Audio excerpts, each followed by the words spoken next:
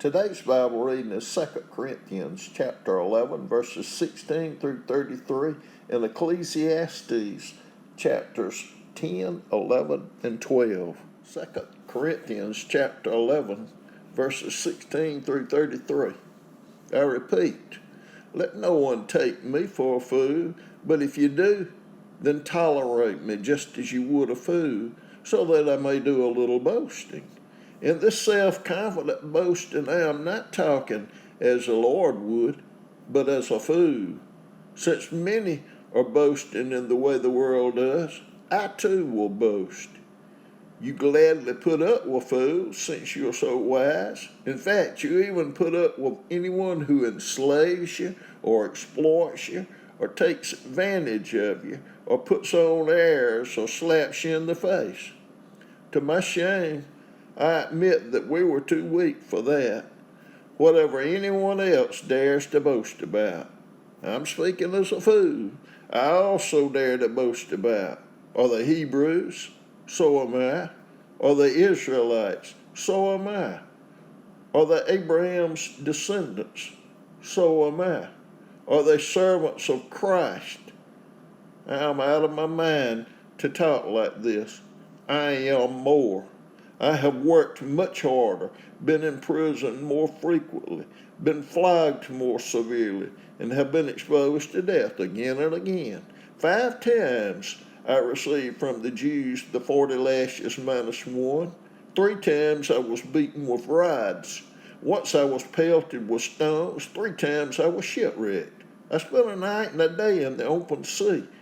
I've been constantly on the move. I've been in danger from rivers, in danger from bandits, in danger from my fellow Jews, in danger from Gentiles, in danger in the city, in danger in the country, in danger at sea, and in danger from false believers.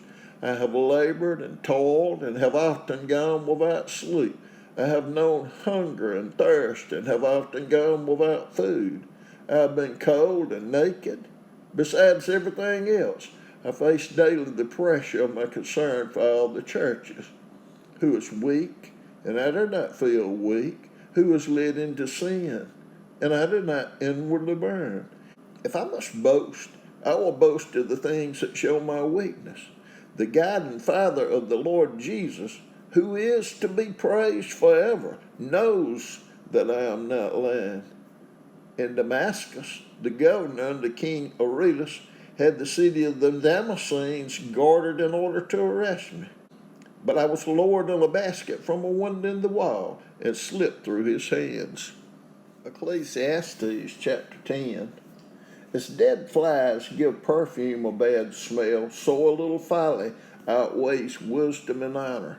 The heart of the wise inclines to the right, but the heart of a fool to the left. Even as fools walk along the road, they lack sense and show everyone how stupid they are. If a ruler's anger rises against you, do not leave your post.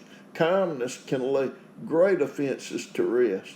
There is an evil I have seen under the sun, the sort of error that arises from a ruler. Fools are put in many high positions while the rich occupy the low ones. I have seen slaves on horsebacks while princes go on foot like slaves. Whoever digs a pit may fall into it. Whoever breaks through a wall may be bitten by a snake. Whoever quarries stone may be injured by them. Whoever splits logs may be endangered by them. If the axe is dull and its edge unsharpened, more strength is needed, but skill will bring success. If a snake bites before it is charmed, the charmer receives no fee. Words from the mouth of the wise are gracious, but fools are consumed by their own lips. At the beginning, their words are folly. At the end, they are wicked madness, and fools multiply words. No one knows what is coming. Who can tell someone else what will happen after them? The toil of fools wearies them. They do not know the way to town. Woe to the land whose king was a servant and whose princes feast in the morning. Blessed is the land whose king is of noble birth, and whose princes eat at a proper time for strength and not for drunkenness. Through laziness the rafters sag, because of idle hands the house leaks. A feast is made for laughter, wine makes life merry, and money is the answer for everything. Do not revile the king even in your thoughts, or curse the rich in your bedroom, because a bird in the sky may carry your words, and a bird on the wing may report what you say. Ecclesiastes chapter 11. Ship your grain across the sea. After many days you may receive a return. Invest in 7 ventures, yes, in 8. You do not know what disaster may come upon the land. If clouds are full of water, they pour rain on the earth.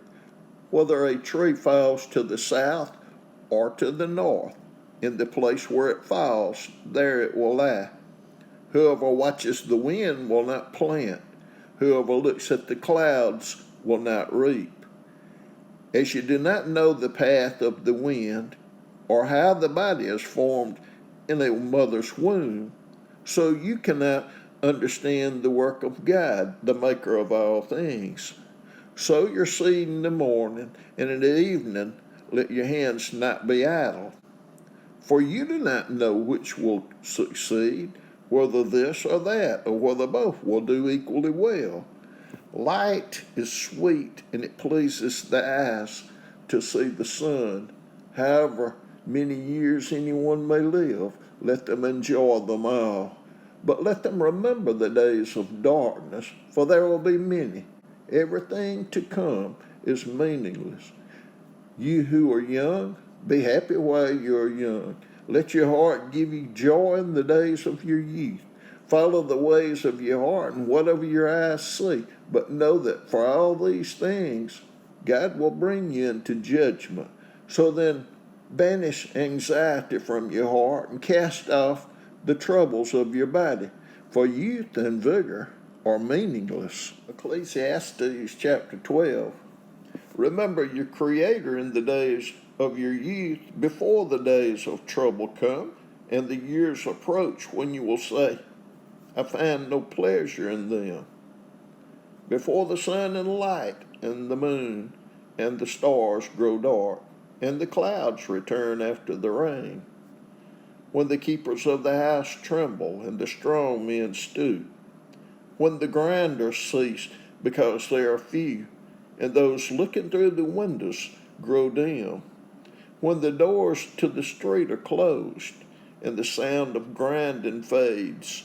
When people rise up at the sound of birds, but all their songs grow faint.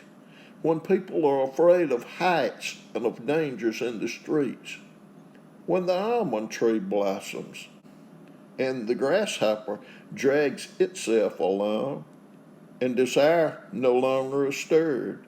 Then people go to the eternal home, and mourners go about the streets, remembering before the silver cord is severed, and the golden bowl is broken, before the pitcher is shattered at the spring, and the wheel broken at the well. And the dust returns to the ground it came from, and the spirit returns to God who gave it. Meaningless, meaningless, says the teacher. Everything is meaningless.